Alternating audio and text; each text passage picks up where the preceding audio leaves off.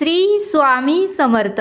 समर्थ म्हणतात की आई वडील हे भगवंताचेच दुसरे रूप आहे. समर्थ म्हणतात की आई वडील हे परब्रह्माचे भगवंताचेच रूप आहेत आणि त्यामुळेच आई वडील मुलांवरती प्रेम करतात, त्यांना वाढवतात, शिक्षण देतात, त्यांच्या सर्व इच्छा पूर्ण करतात.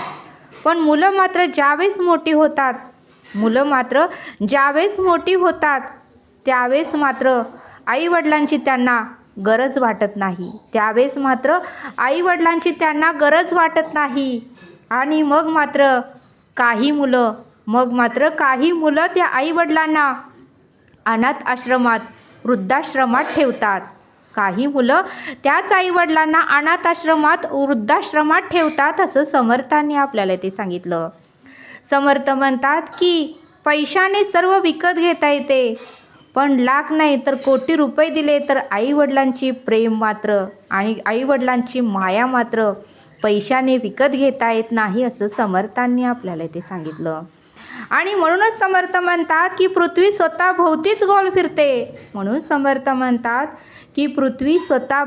गोल फिरते. तसे आपले कर्मही आपल्या पायापाशीच येऊन थांबणार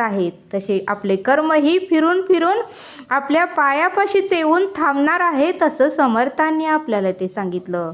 आणि म्हणून समर्थ म्हणतात की आज तुम्ही आईवडिलांना वृद्धाश्रमात ठेवता, आज तुम्ही आईवडिलांना अनाथ आश्रमामध्ये ठेवता, पण उद्याच्याला तुमची पण जागा तेथेच बुकिंग आहे हे विसरू नका असं समर्थांनी आपल्याला ते सांगितलं.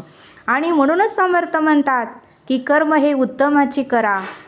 आई वडील हे भगवंताचे दुसरे रूप आहेत. ज्यावेळेस पुंडलिकाने आईवडिलांची सेवा केली,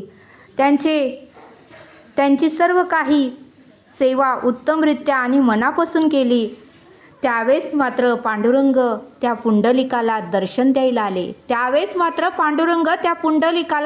द्यायला आले.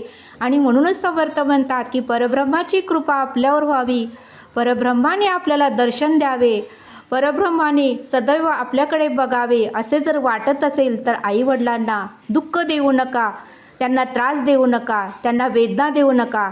जास्तीत जास्त त्यांची सेवा करण्याचा प्रयत्न करा. मग परब्रह्म तुम्हाला नक्कीच दर्शन देईल. श्री स्वामी समर्थ.